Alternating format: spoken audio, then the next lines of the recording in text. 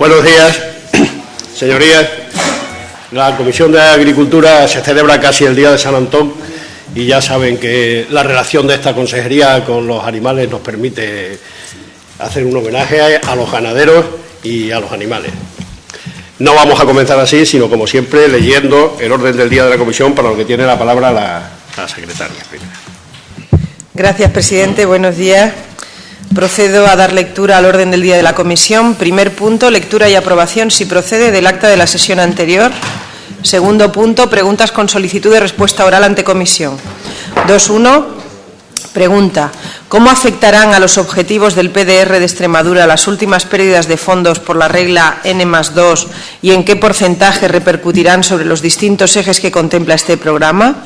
Formulada por don Manuel Vázquez Villanueva. 2.2. Pregunta: ¿bajo qué criterios y con qué resultados ha sido autorizada por la Junta de Extremadura una cacería privada en el Parque Nacional de Monfragüe el pasado domingo 8 de diciembre de 2013?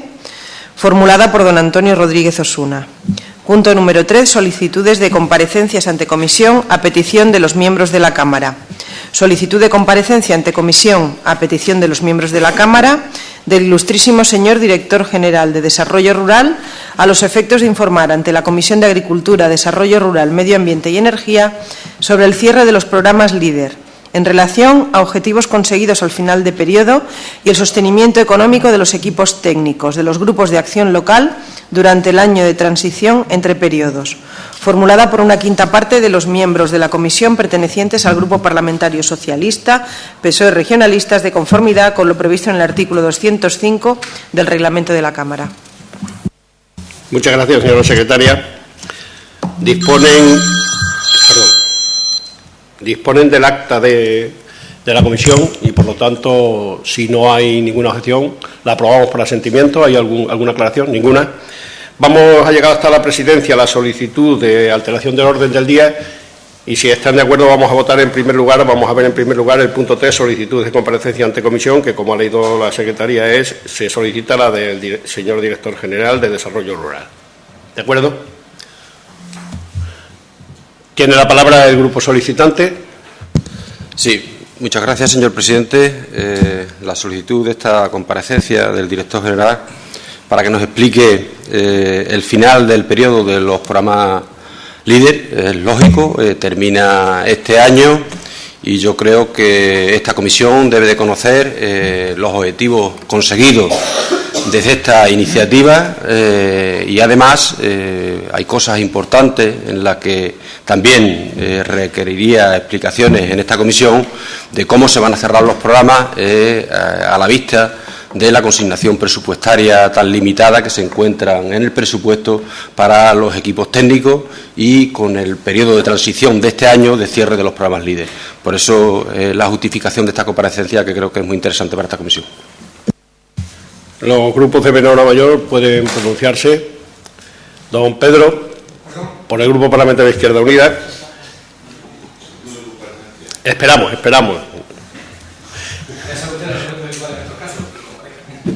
Muy bien.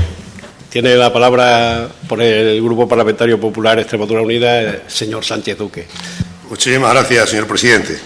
Por nuestra parte, no tenemos ningún inconveniente que el director general, el señor Gil Soto, de Desarrollo Rural, pues venga a comparecer para hablar de los grupos de acción local, de los LEADER. Es decir, vamos a apoyar esta solicitud de comparecencia sin ninguna duda. Además, yo creo que es importante, efectivamente, conocer el desarrollo de los grupos, las inversiones tan importantes que aquí se desarrollan, en cuanto a que se pega mucho al medio rural, a la población rural, los proyectos que se tienen subvención y el empleo que generan. Por tanto, yo creo que es una actividad importante que esta comisión, y sobre todo más que esta comisión, los ciudadanos de esta región deben conocer. Por eso no creo que haya ningún inconveniente en apoyar esta solicitud de adopción de acuerdo de comparecencia. Muchas gracias, presidente.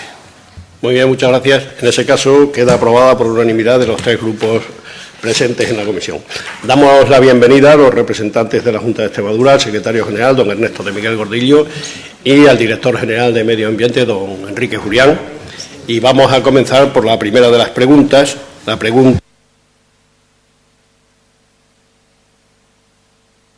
Para su formulación tiene la palabra don Manuel Vázquez Villanueva, por el Grupo Parlamentario Socialista. Muchas gracias, señor presidente. Nuevamente, buenos días. Bienvenido, director general, el secretario general técnico, Ernesto. El porqué de esta pregunta del Grupo Socialista con respecto a la pérdida de fondos de desarrollo rural del PDR se debe a que los primeros días de diciembre pasado había distintas noticias en el que los medios de comunicación en el que se advertía la pérdida de fondos de desarrollo rural. Por este motivo nos interesamos por esta pregunta y por las consecuencias que tendría en los objetivos y en los ejes del PDR de Extremadura. Además, conocíamos que la Comisión Europea se había pronunciado meses antes en este mismo sentido, advirtiendo a España de que se perdían fondos, de que se corrían riesgo de perder fondos. Es más, el día 11 de noviembre, una carta del comisario Ciolo decía que se podían perder 165 millones en España de fondos de desarrollo rural, de FEADER. Por todo esto presentamos la pregunta. Ahora también podía venir una cuestión de por qué no la retiramos si salió el consejero diciendo que se había cumplido con creces la ejecución de fondos. Es más, decía el consejero que se habían invertido 23 millones más de la cuenta. Entonces, bueno, pues yo creo que si es así y que si se han hecho también los deberes, pues que se nos explique el dónde y el cómo de esta buenísima gestión que anunciaba el consejero, y así podremos ponerle nota a estos ejercicios también hechos del consejero aquí en esta comisión. Aunque las publicaciones europeas que yo tengo y dispongo al cierre de los fondos FEADER dicen otra cosa, dicen que solamente está ejecutado el 68,01%.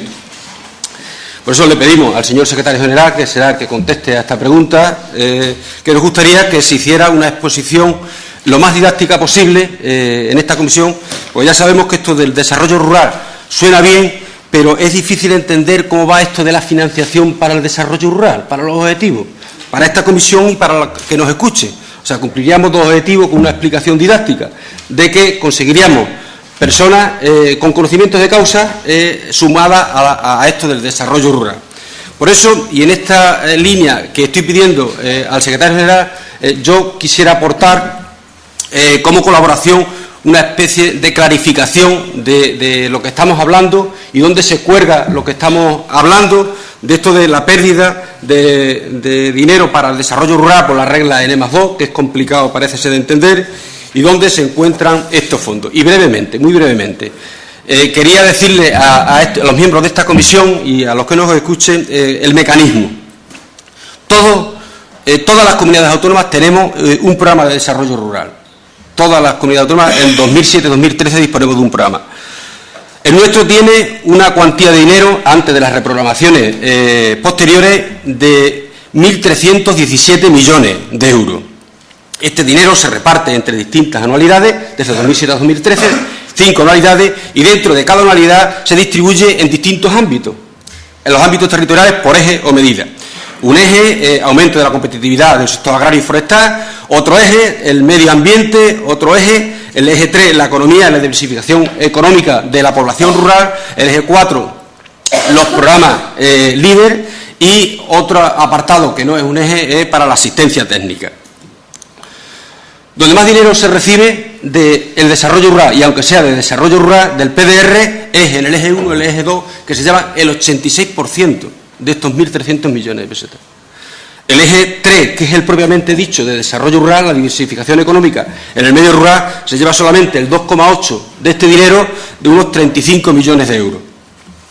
Y el eje 4 se lleva el 9,69%, que son los 120 millones a lo largo de los 5 años para LEADER. En cada anualidad tiene una asignación de dinero, así como los distintos ejes, como es lógico en lo que estoy diciendo. La cantidad que cada año se le corresponde tiene 2 años para gastarse, que esto es lo que llamamos la regla N+2, 2 años más para poder justificarlo y gastarlo. Por lo que en 2011 se puede gastar hasta finales de 2013, que es lo que motiva esta pregunta. Sabiendo todo esto, contábamos en el 2011 para gastar 186 millones de euros, y al cierre de fondos FEADER se han gastado 138 millones de euros, lo que quiere decir que quedan pendientes de gastar 48 millones y medio.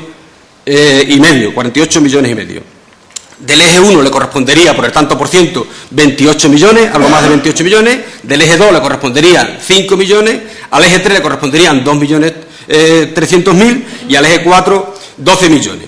La asistencia técnica no, la asistencia técnica está ejecutada al 129%. Por eso, con este panorama, con estas explicaciones, que espero que se me hayan entendido porque he ido muy rápido para no ocupar mucho tiempo, preguntamos por cómo se han repartido estos fondos, si hay pérdida, si ha habido pérdida de fondos, cómo se han repartido proporcionalmente en este tanto por ciento en los ejes. Y si se han hecho también los deberes, como dice el consejero, cómo se han repartido también estos beneficios, si hay beneficios como tiene el consejero. Esta es la explicación de mi pregunta. Muchas gracias, señor presidente. Muchas gracias, señor diputado. Señor secretario general, puede responder por tiempo de 10 minutos. Muchas gracias, señor presidente. Buenos días a todos. Bueno, pues en primer lugar, claro, me queda usted absolutamente descolocado, porque formula una pregunta que no tiene nada que ver con la realidad y ahora, sobre la marcha, pretende que le responda con datos a otra cosa muy distinta de la preguntada. Usted plantea cómo afectará al objetivo del PR Extremadura las últimas pérdidas de fondos por la regla N+2 y en qué porcentaje repercutirá sobre los distintos ejes que contempla este programa. Por la regla N+2 solamente ha habido pérdidas durante el año 2012. Es decir, durante el 2013 no ha habido pérdidas de ni un solo euro. Por tanto, las últimas pérdidas a las que usted se refiere coinciden con las únicas pérdidas que ha habido, con la del 2012. Y a esa sí le voy a contestar. Bien, como usted ha explicado, la regla N+2 se basa en que la certificación al año 2012, que es cuando se producen las pérdidas, debería ser igual o superior al sumatorio de la programación hasta el año 2010.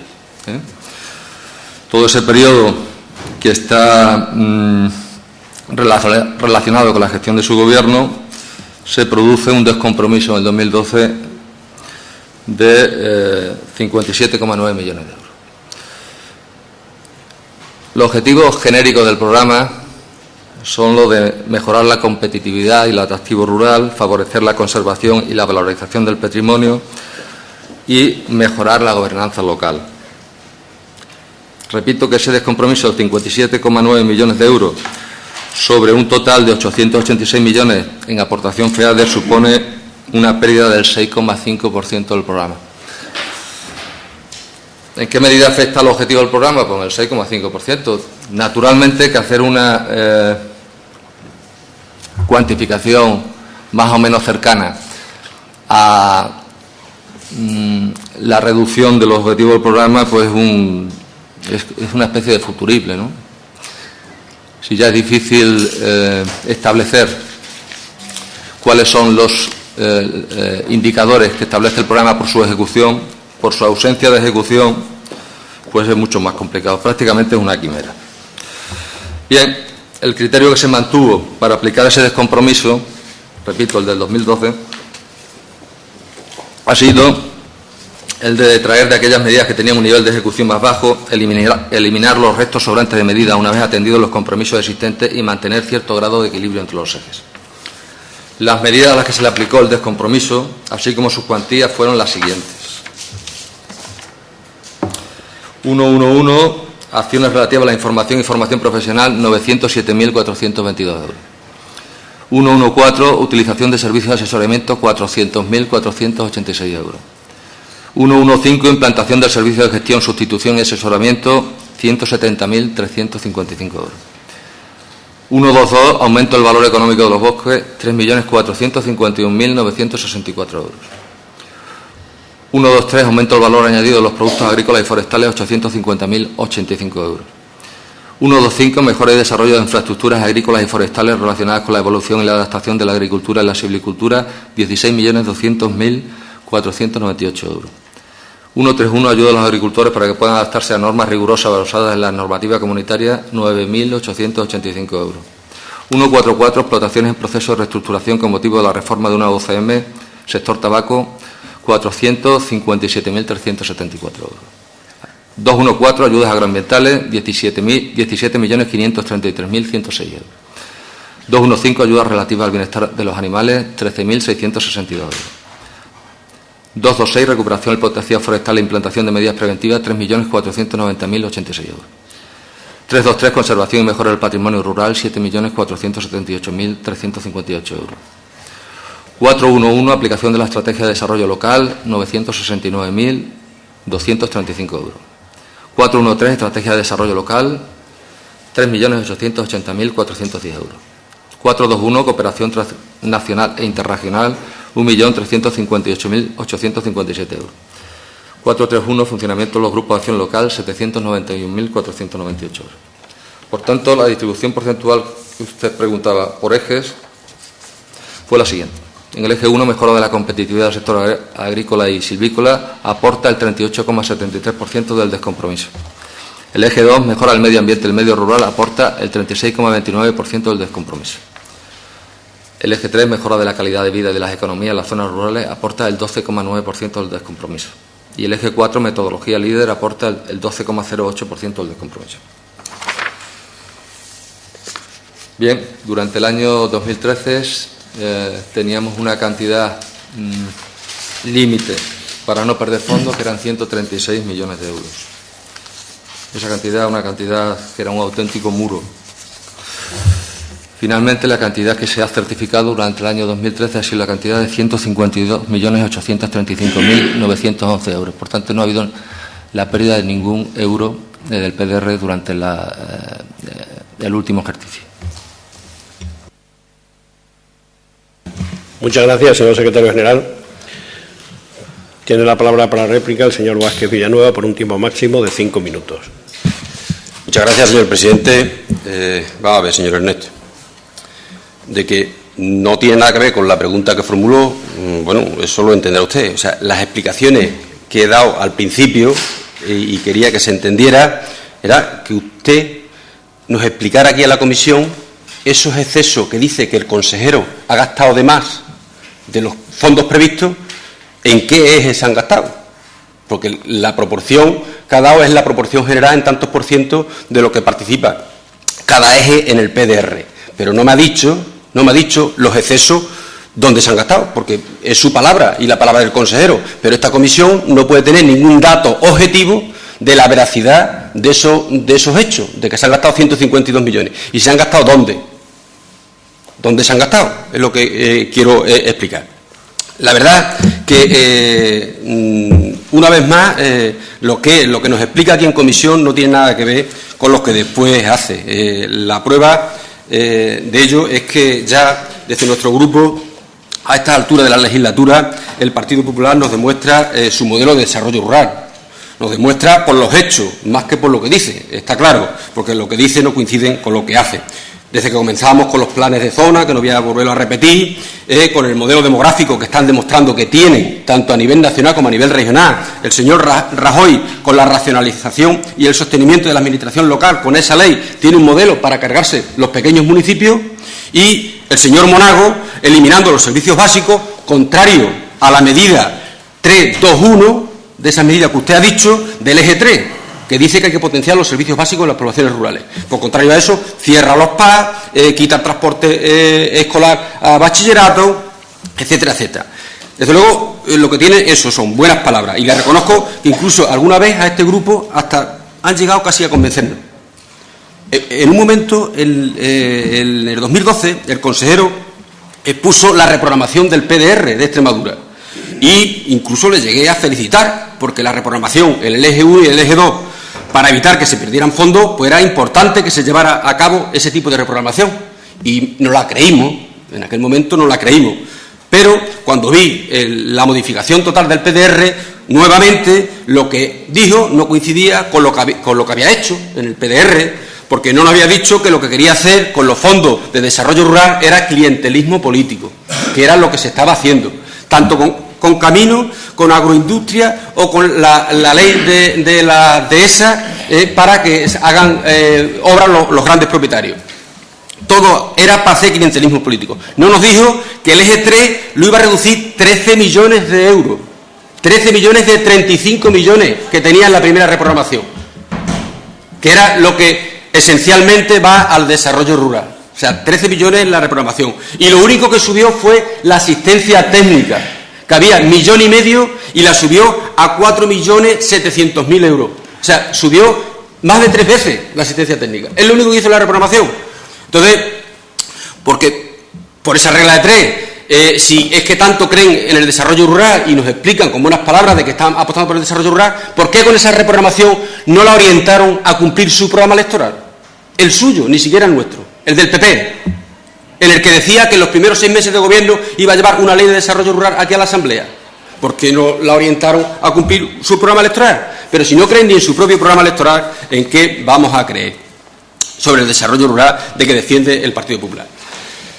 Pero bueno, aquí lo que nos trae hoy en concreto era la pérdida de fondo FEADER, por una gestión mala o buena, es lo que era la pregunta y era lo que yo pretendía poner sobre la mesa.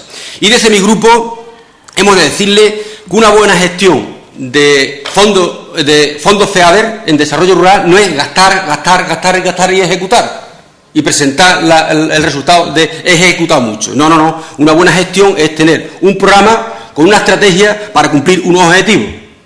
Porque si no, lo que nos va a pasar en Extremadura es que nos podamos encontrar que al final del periodo no tengamos que devolver dinero por descompromiso, pero sí tengamos que devolver dinero por haberlos ejecutado más, por no haber puesto el dinero a la disposición de los objetivos que marca la Unión Europea. Y eso nos podemos encontrar al final del periodo, porque ya existe una auditoría del Tribunal de Cuentas que así lo dice.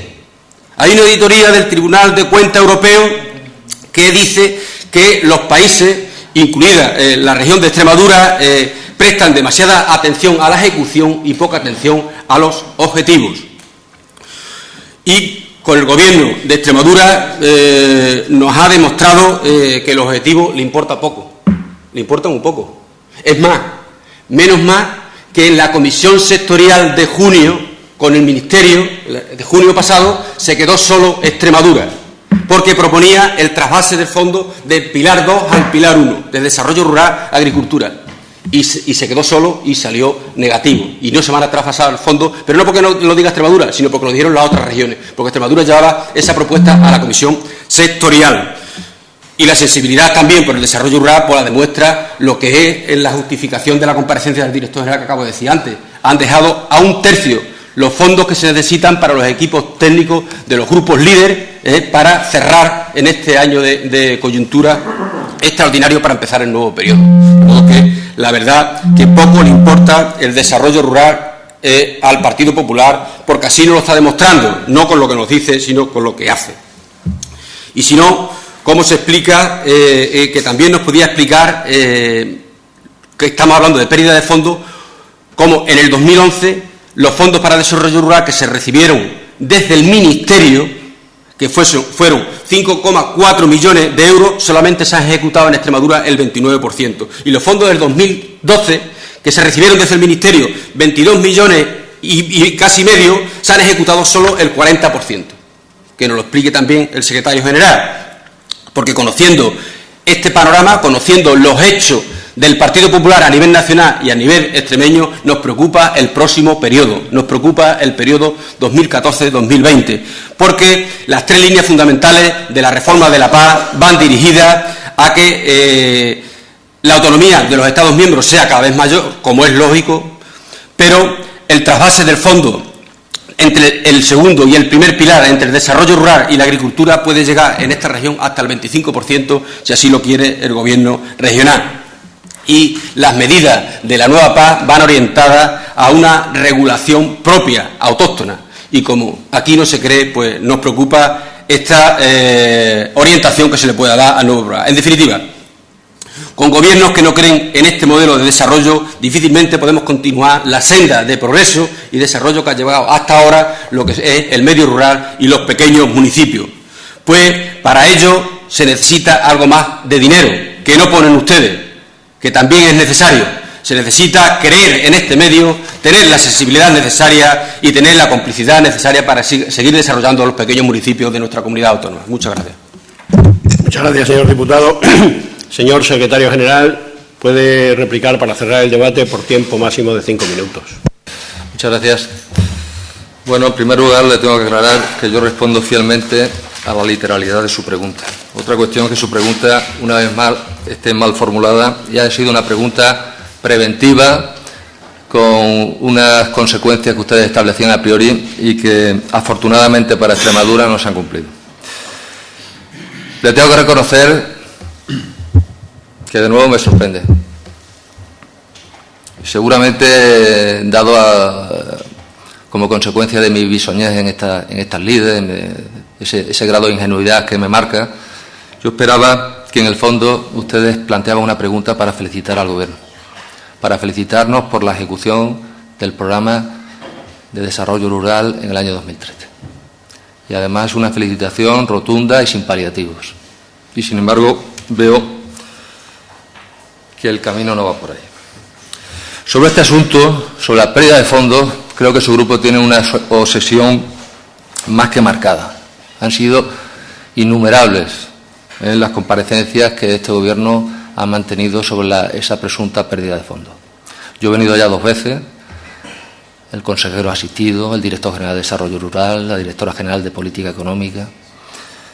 De hecho, en esa obsesión, que yo creo que viene enmarcada más que por un exceso de celo, por una suerte de mala conciencia sobre su responsabilidad sobre el desarrollo del PDR de Extremadura. En la última comparecencia, en el año 2013, en el mes de octubre, el señor Bernal formuló una pregunta muy similar a la que usted plantea ahora. Venía a decir: ¿qué impacto valora la Junta de Extremadura con respecto a algo que cada día es, desgraciadamente, más probable, que tiene que ver con la pérdida de fondos del FEADER? Y volví a decir, incluso hablaba para el año 2013 de una pérdida de fondos cada vez más cercana y más certera. Preveía una pérdida superior a los 200 millones de euros, es decir, la 1/4 parte del programa. Pues bien, señoría, por mucho que ustedes lo repiten, están equivocados. No sé quién decía que una mentira 100 veces repetida acaba siendo una verdad, pero no lo es. Durante el año 2013 hemos conseguido un grado de certificación extraordinario, sin precedentes. Se han roto todos los registros. Necesitamos llegar a la cifra de 136 millones de euros para no perder fondos y hemos alcanzado los 158.835.911 euros. Y esto, señorías, es una magnífica noticia. Pero no para la gestión de la Consejería de Agricultura, no para la gestión del Gobierno de Extremadura, una magnífica noticia para Extremadura. Y cuando tenemos unas buenas noticias nos tenemos que alegrar, congratular y felicitar todos. Pero supongo que todo esto forma parte de las reglas del juego político, a menudo más cercanas a la cicatería y a la miseria que a la generosidad y a la altura de mirar. Les recuerdo, señorías, que ustedes en 4 años, del 2008 al 2011, han ejecutado 263 millones de euros. Prácticamente lo que hemos ejecutado nosotros en 2 años, en la mitad del tiempo. Su media anual era de 65,85 millones de euros. En el año 2013, repito, 152,8, lo que supone un incremento no del 5 ni del 10, sino del 230% de la media anual que ustedes mantuvieron.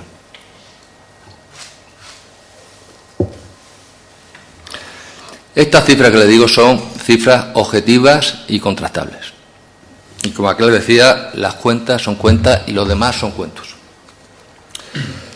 ¿Qué hemos hecho para evitar esa pérdida de fondos? Pues todo se fraguó en el año 2012, donde establecimos una reprogramación muy ambiciosa del programa, donde se llevaron los recursos financieros a aquellas medidas que realmente podían tirar de él, donde se cerraron medidas que nunca se habían abierto. Todo eso ha quedado ya más que explicado en anteriores citas. Pero además, si no apostamos por la segunda cuestión fundamental, era tener un presupuesto suficiente. Incrementamos el presupuesto del que tenían ustedes al nuestro del 2013 en un 70%. Subimos de 220 millones a 370 millones para el desarrollo del programa. Repito, cifras objetivas y contrastables. Si eso no es apostar por el desarrollo rural, ya me dirá usted. Nos encontramos con el programa con el nivel de ejecución más bajo de toda España, el 33%. En 2 años lo hemos llevado al 60% de ejecución. En compromiso es mayor. En certificación estamos en esos términos. Supera ligeramente el 60%. Con lo cual todavía queda mucho por hacer. La situación en la que nos encontramos era prácticamente insuperable. Además de todo eso que se ha hecho, pues un trabajo extraordinario durante el año 2013 en la Consejería. Que repito, eso no nos lo pregunte a los responsables de la gestión, responsables políticos, pregúntalo a los funcionarios. Además de todas las convocatorias de ayudas anteriormente establecidas, de los compromisos anteriores, se han convocado más de una veintena de convocatorias de subvenciones específicas para el PDR. Y se han sacado a licitación un total de 617 expedientes de contratación del PDR. Esa cifra, señorías, constituye multiplicar por 3 o por 4 lo que ustedes hacían. Repito, no es una mejora en la Administración, un incremento del 5%, es un incremento muy significativo. Estamos hablando del 400%. De esos 617 expedientes, 76 correspondían a procedimientos abiertos, de los que duran 4 o 5 meses. 203 eran negociados y 338 menores. Repito, triplican la actividad que se desarrollaba cuando estaban ustedes en la responsabilidad de la gestión de este programa. En definitiva, señorías, el PDR de Extremadura 2007-2013 les ha venido muy grande y su gestión ha venido marcada por la inacción, la indolencia y la falta de responsabilidad. En definitiva, ha constituido su gestión un auténtico fracaso. A no ser que ustedes piensen, como Churchill, que el éxito consiste en ir de fracaso en fracaso sin perder el entusiasmo. En ese supuesto, señorías, mucho ánimo, que no decaiga, no se desanimen y mucha suerte. Muchas gracias. Muchas gracias, señor secretario general. Ha terminado su pregunta. Si quiere, puede abandonar la sala o permanecer en ella, como lo estime conveniente. Vamos a dar paso a la siguiente pregunta, la pregunta 488, y para formularla tiene la palabra su autor, don Antonio Rodríguez Osuna, por tiempo máximo de 3 minutos. Muchas gracias, señor presidente. Gracias, señor director general, por venir a responder a esta pregunta. Permítame que no le felicite en este caso. No dude que le felicitaré cuando tenga que hacerlo, cuando usted haga bien sus cosas. En 28 años no hemos escuchado muchas felicitaciones aquí, no dude que lo haremos, pero es difícil felicitar al gobierno más incompetente de la historia de Extremadura. Y me refiero en general al gobierno, por todas sus actuaciones. Con lo cual las felicitaciones se las gana uno, las felicitaciones no le llueven a uno porque lo haga mejor o peor. Y hoy traigo aquí esta pregunta, y es curioso que esta pregunta que hago desde mi grupo, y me toca a mí hacerla, al igual que usted, ninguno de los dos somos cazadores. De hecho, tengo conocimiento que ni usted ni a mí nos seduce la actividad de la caza, pero hay que reconocer que es una actividad muy importante en Extremadura y como tal tiene repercusión en todas las decisiones que se toman desde el Gobierno. Mire, el 8 de diciembre se celebró, y usted lo sabe y lo saben todos los extremeños, una montería que yo la denomino una montería comercial internacional. Digo, es una montería porque fue una montería que se salió del control cinegético, y ahora me explicará usted, ¿no? Era comercial porque fue una empresa privada quien la explotó y se vendían los puestos, y era internacional porque vinieron de distintos países, y eso es bueno que la caza genere una actividad comercial en Extremadura, y si es de países de la Unión Europea que permiten y que vienen a gastar el dinero a nuestra región, pues mucho mejor. Pero las circunstancias que fue en el Parque Nacional de Monfragüe y las circunstancias que fue en pleno Puente de la Constitución, en pleno 8 de diciembre. Y mire, coincidimos, usted, el Gobierno y el Grupo Parlamentario Socialista, en la importancia del control cinegético de las especies.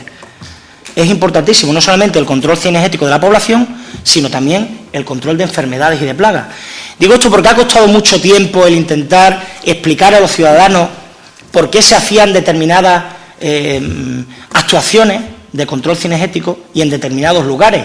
Se hacía sencillamente porque el futuro del mantenimiento de la dehesa y de esos espacios el futuro de Extremadura dependía de que se hicieran ese tipo de controles. Pero claro, si tenemos en cuenta que hay aproximadamente 8 o entre 8 y 10 ciervas por cada ciervo en el censo del Parque Nacional de Monfragüe, a mí me surgen unas dudas que espero que usted me pueda aclarar. Lo digo para darle veracidad a esto del control cinegético, aunque haya sido a través de una explotación comercial y aunque haya sido a través en un puente de diciembre coincidiendo, como nunca se había hecho, en plena fecha de afluencia turística. Entonces, mi pregunta, entre las que me surgen las dudas, es: ¿tiene usted la cifra de cuántas ciervas y ciervos se mataron? La cifra exacta, pues tantas ciervas y tantos ciervos, para saber la proporción. ¿Cuántas de las que se mataron? Hay ya un informe del veterinario sobre cuántas tenían tuberculosis, porque es una de las principales de los principales argumentos por lo que se hace un control cinegético en ese sentido dentro del Parque Nacional de Monfragüe. En definitiva, ¿bajo qué criterio y con qué resultado fue autorizada en el Parque Nacional de Monfragüe esta cacería que yo he denominado la pregunta privada? Muchas gracias. Muchas gracias, señor diputado. Señor director general, para responder tiene la palabra por un tiempo máximo de 10 minutos. Gracias, señor presidente. Señor diputado, bueno, pues como usted bien ha dicho, lo primero que tengo que hacer es destacar que no fue ninguna cacería privada lo que se llevó a cabo el día 8 de diciembre, domingo, sino un control biológico que usted ha especificado perfectamente, y un control biológico de poblaciones de ungulados que, para los que no conozcan mucho, estaríamos hablando de especies como, por ejemplo, el jabalí o el ciervo. Hay otras especies de ungulados, pero que no están autorizadas, que pudieran ser el gamo, el corzo, etcétera, ¿no? Pero bueno, la autorización fue exclusivamente para ciervo, manifiestamente selectivo. 35 individuos se autorizaron, hembras de ciervo ilimitado y jabalí también ilimitado. Esa fue la autorización que se otorgó para 80 puestos y 25 realas. Bueno, ¿dónde se llevó a cabo la autorización?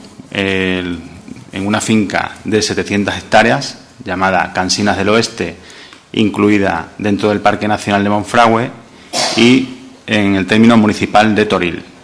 El objetivo principal, como usted bien ha dicho, es disminuir la población, la superpoblación de ungulados en el Parque Nacional, y yo sinceramente desconozco los motivos por los que usted dice que fue una cacería o una montería comercial, puesto que eso está prohibido desde el año 1990, cuando entró en vigor la Ley 8/1990 de caza de Extremadura, que prohibía por aquel entonces la caza en los parques naturales, y luego en el Parque Nacional de Monfragüe con su declaración, con la Ley 1/2007 de declaración del Parque Nacional de Monfragüe. La justificación de los criterios, pues los controles de población de ungulados, como por ejemplo el ciervo o el jabalí en el Parque Nacional de Monfragüe, están básicamente justificadas por 3 motivos. El primero es evitar la superpoblación de estos individuos, y para una superficie de 18.000 hectáreas que tiene el Parque Nacional de Monfragüe, según los estudios técnicos y científicos de los que dispone la Dirección General de Medio Ambiente, hay una población de 10.000 individuos, 10.000 ciervos, que el ideal sería que tuviera una densidad media de 0,4 individuos por hectárea, lo que equivaldría a, serían unos 10.000 individuos, y con 0,4 individuos por hectárea, el ideal de población sería que en el Parque Nacional de Monfragüe hubiera 7.000 ciervos, 7.000 individuos, ¿no? Como el ideal son 7.000 y según los estudios científicos son 10.000, digamos que sobrarían en torno a unos 3.000 individuos para llegar a la población estimada como idónea dentro de la superficie del Parque Nacional de Monfragüe en función de su superficie, ¿no? 3.000 individuos que sobran. Bien. Ha hablado usted de la protección de la flora, que ha justificado también la importancia de proteger el Parque Nacional, y es que hay que destacar que el Parque Nacional no solo es fauna, también es flora, ¿no? Y la riqueza del Parque Nacional de Monfragüe, además de por la fauna que atesora, que si quiere otro día nos puede felicitar, si quiere o no, porque ha subido o ha aumentado el censo de especies tan emblemáticas como el buitre negro o la cigüeña negra, aunque usted ha dicho desde el principio que no crea que tenga que felicitar por nada a este gobierno por ser el más incompetente, pero bueno, yo se lo dejo ahí por si algún día quiere felicitarnos públicamente. Bueno, pues la protección de la flora mediterránea, como por ejemplo todo lo que es las especies de monte mediterráneo, es importantísima. Especies como el lentisco, como el madroño, como la olivilla, como el labiérnago, pues todas esas especies de flora tienen que ser protegidas, y evidentemente cuanta mayor población de ungulados, que son especies que no tienen depredadores, pues peor se podrá proteger, ¿no? Hay que ejercer un control sobre esa población de ungulados, y como no tienen predadores naturales, tienen que ejercerse de manera organizada, tutelada por la Administración gestora, en este caso por la Dirección General de Medio Ambiente y por la Dirección Técnica del Parque Nacional de Monfragüe, ¿no? Y también ha argumentado usted los motivos sanitarios puesto que a mayor densidad de individuos también hay mayores problemas sanitarios, como por ejemplo de la tuberculosis, y tenemos que destacar que el Parque Nacional de Monfragüe está incluido dentro de una zona de emergencia cinegética y que por eso conviene también tener controlada la población. Bueno, me preguntaba sobre los datos de las capturas. Y, como le he dicho, se autorizaron 35 individuos adultos manifiestamente selectivos de ciervo macho, que son aquellos que no tienen unas condiciones saludables, tampoco tienen una cuerna bien formada. Entonces se trata de individuos que no tienen un aspecto pues tampoco muy saludable ni capacidad vigorosa, ¿no? Lo que habría que hacer es reducirlos. Pues de esos 35 se llegó a eliminar 33, o sea, 2 por debajo de la autorización, y 75 hembras de jabalí, y de cierva, perdón. Y por último, el 22 jabalíes también. 33 ciervos selectivos, 22 jabalíes y 75 ciervas en las 700 hectáreas de la finca donde se ejerció el control. Un total de 80 puestos autorizados y 25 regalas. Los controles biológicos no son nada nuevo, se llevan realizando desde hace 16 años, o sea, hay una experiencia en el Parque Nacional de Monfragüe de 16 años, con lo cual no hay que llevarse las manos a la cabeza porque se realice una acción de control, puesto que son 16 años desde el año 98 desde que se llevan realizando, y además se hace periódicamente, puesto que en el Parque Nacional de Monfragüe se vienen solicitando entre 18 y 20 fincas privadas cada año, lo vienen solicitando, y se suelen realizar, tutelados por la Administración, en los meses de noviembre y de diciembre. Usted hablaba del puente de diciembre, del día 8 de diciembre, que este año cayó en domingo. Bueno, pues no había motivos tampoco para no realizarla durante ese día, puesto que los datos de las visitas del Parque Nacional de Monfragüe en los últimos años, se lo voy a dar, por ejemplo, 2 datos muy significativos, para que no digan que era temporada alta propiamente dicho. En el año 2010, el día 8 de diciembre, se contabilizaron 60 visitas en el centro de recepción de visitantes. 60 visitas, no tiene mucho que ver con las 300.000 personas aproximadamente que visitan el Parque Nacional de Monfragüe cada año. Y en el año 2009, 154 visitas, con lo cual no es uno de los puentes o de las fechas más concurridas de visitar el Parque Nacional de Monfragüe.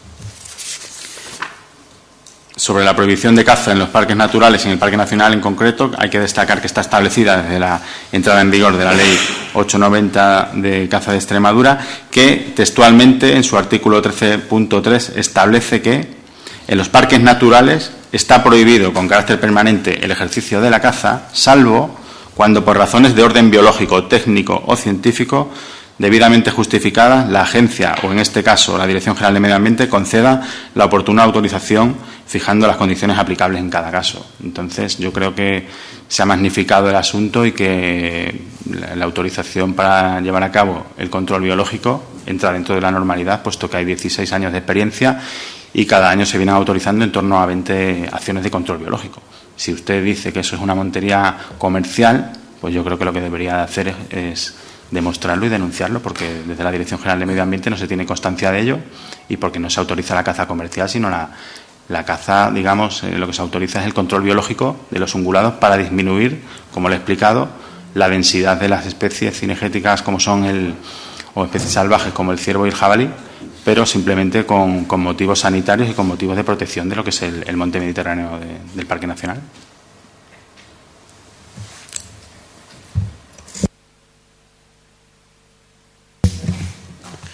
Gracias, señor presidente. Tiene la palabra por tres. Gracias, señor director general. Le felicito por la explicación, porque yo creo que me ha dado datos. Le felicito por la explicación porque creo que me ha dado datos interesantes, coinciden con algunos de los que yo tenía, por lo tanto, gracias por haber entrado tanto en detalle. Decía que era una cacería comercial internacional porque tenemos no solo conocimientos, sino pruebas de que se han comprado puestos. Yo no estoy diciendo que la Junta de Extremadura haya organizado una cacería, sino que la Junta de Extremadura, el propietario de la finca, ha contratado una empresa y la empresa vendió los puestos. Eso es lo que estoy diciendo. No estoy diciendo que la Junta ha autorizado al propietario de la finca a hacer una acción de control cinegética, que es lo que autoriza la Junta de Extremadura. No autoriza más, como se ha hecho siempre. Siempre se ha hecho así. Y lo que estoy diciendo es que en esta ocasión hay una empresa privada que ha vendido los puestos. Usted dice que no tiene conocimiento de ello. Bueno, pues yo traeré a otra comisión, creo que hay otro grupo político que ha solicitado una comparecencia para hablar de este mismo tema, traeré la prueba documental de que hay gente que ha pagado 1.000 y 1.500 euros por participar en la montería. Entonces, por eso hablaba yo de que, como bien ha hecho usted mención a la ley de parques nacionales, en la política de parques nacionales no se pueden producir aprovechamientos mucho más allá de lo que la propia ley exige, ¿no? o dispone. Nosotros no estamos en contra ni siquiera de un aprovechamiento cinegético o comercial. Otra cosa es que dentro del Parque Nacional de Monfragüe y con las características concretas con las que se ha dado esta acción cinegética, sí estamos en contra y somos contrarios a ella.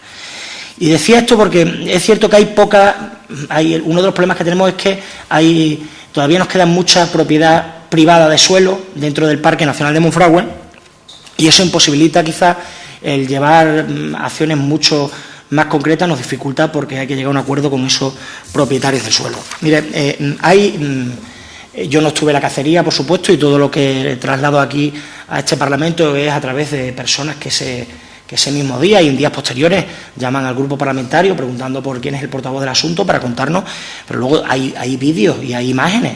Hay una cadena de televisión nacional que hace un reportaje ese mismo día y en el que preguntan, hay agentes forestales dirigiendo el tráfico y haciendo advertencias a los ciudadanos para que entiendo que son labores propias de los agentes de medio ambiente dentro de tal. Hay realas de perros circulando por la carretera, pasando turistas por la carretera. Habrá pocos turistas, pero ese día algunos turistas pasaron. Hay la seguridad privada, una seguridad privada que así se identificaba y se identifica en el vídeo, llamaba la atención a los periodistas amenazándoles para que no grabaran las imágenes. Así se identificaban y así lo decían, y yo cuento lo que veo. Y además con un alto riesgo entendemos nosotros, de imprudencia en la organización, tal y como se veían en las imágenes. Creemos que ha habido una imprudencia en la organización de la empresa o de quien se haya encargado de gestionar esa acción cinegética. A nosotros nos parece un desliz, una torpeza. Sé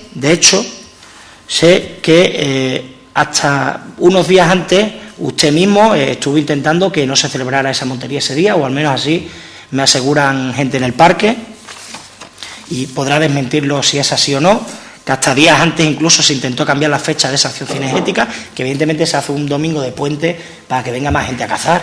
Si fuera una acción de control cinegética, pues como en 16 años se han venido haciendo en días de diario, nunca se ha hecho un domingo de puente, se hace un domingo de puente por lo que se hace, porque detrás hay un interés comercial.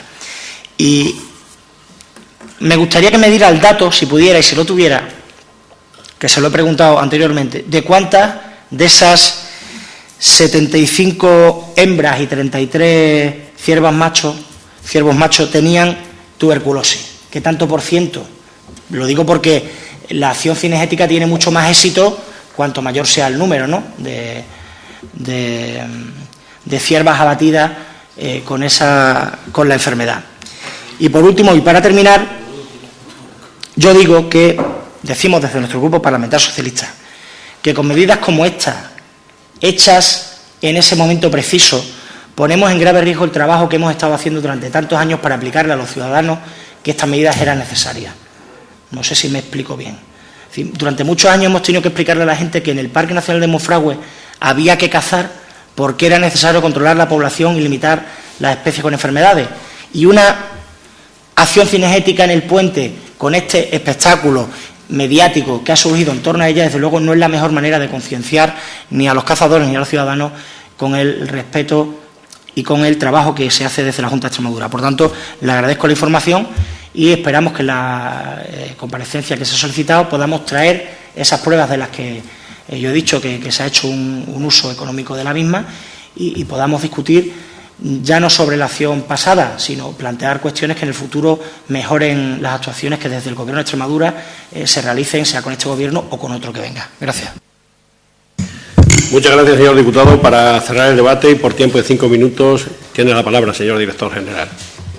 Sí, muchas gracias, señor presidente. Bueno, señor diputado, no le he dado antes el dato porque no quería comprometerme demasiado. Lo recuerdo de cuando fue la acción cinegética del 8 de diciembre, no lo traigo muy preparado, pero si no recuerdo mal, creo que eran 2 individuos los que portaban la tuberculosis. Solo eran 2 de 130 individuos totales. En cualquier caso, prefiero corroborarlo y mandárselo si le parece, pero no quisiera tampoco comprometerme, pero era de ese orden, 2, 3, pero de memoria recuerdo.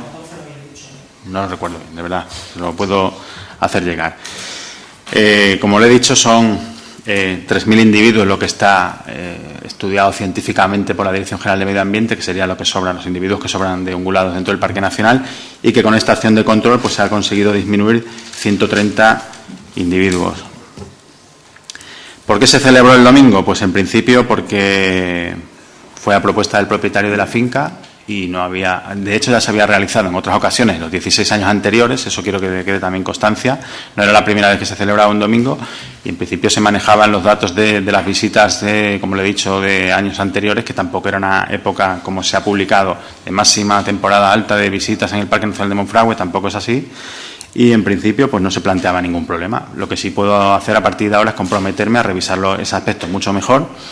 Y otro dato que tampoco le he comentado anteriormente es que todas las campañas de control biológico que suelen realizarse entre los meses de noviembre y diciembre son informadas ante el Patronato del Parque Nacional de Monfragüe, o sea, no es una cosa que se saque de la manga de un día para otro, sino que se participa del patronato y que en la reunión de la Junta Rectora del Patronato del pasado 11 de octubre se informó de las acciones de control biológico que iban a llevarse a cabo en el año 2013, ¿no? Entonces, tampoco hubo mayor contestación.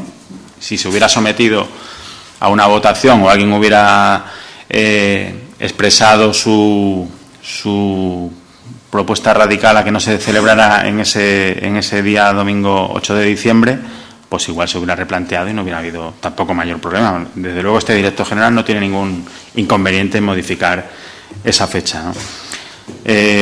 Ha hablado también sobre la propiedad privada en el Parque Nacional de Monfragüe. Esto es un aspecto que también conviene destacar, conviene que la gente lo sepa. El Parque Nacional de Monfragüe tiene 18.000 hectáreas perdón, y el 51% de la superficie del Parque Nacional está en manos privadas. Ahí hay un conflicto muy importante con los propietarios, que bueno, aunque nada tiene que ver lo de la caza, porque la caza es un asunto que está prohibida desde el año 91, cuando entró en vigor la ley de caza del año 90, pero no perdamos de vista que el 51% de la superficie pues no es titularidad pública, sino está en manos de propietarios privados. ¿Que era peligroso? Pues participaron 4 agentes del medio natural en aquel control biológico, y sobre lo que se ha publicado y se ha argumentado en los vídeos, en alguna cadena nacional incluso, lo que hay que decir, y también yo creo que por desconocimiento la gente no lo sabe, la carretera es una carretera privada, es una carretera que cedió la compañía eléctrica a la Junta de Extremadura a través de la Consejería de Agricultura, o Consejería con materia o competencia en medio ambiente, por un tiempo cercano a 80 años, y que en principio se puede ejercer el control de acceso a esa carretera. También sobre lo que se ha dicho y se ha publicado, esa carretera estuvo cortada solamente 4 horas en un año, o sea, tampoco creo que sea mayor inconveniente, y el número de coches o vehículos que intentó acceder al Parque Nacional de Monfragüe por esa carretera fue de 7 vehículos, o sea, tampoco fue un tránsito de vehículos como que, y por lo que tengo entendido, educadamente se dio la vuelta y accedió al parque por otra localización sin que se montara ningún inconveniente más, ningún asunto, ¿no? Pues es lo que le puedo decir, que no... Vamos, trataré de acercarle los datos sobre las especies, los individuos que han detectado la tuberculosis, y que bueno, que estamos dispuestos a estudiar la conveniencia o no. También será sometido al patronato del Parque Nacional de Monfragüe en la próxima campaña sobre la conveniencia o no de celebrar acciones de control biológico en fechas tan señaladas como puede ser el día 8 o en domingos y festivos. Muchas gracias. Muchas gracias, señor director general. No habiendo más asuntos que tratar, se levanta la sesión.